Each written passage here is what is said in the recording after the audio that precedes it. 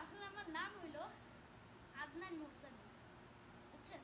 এখন আমি ফেসটা রিভিলই করে দিই, আপনারা কি দেখবেন।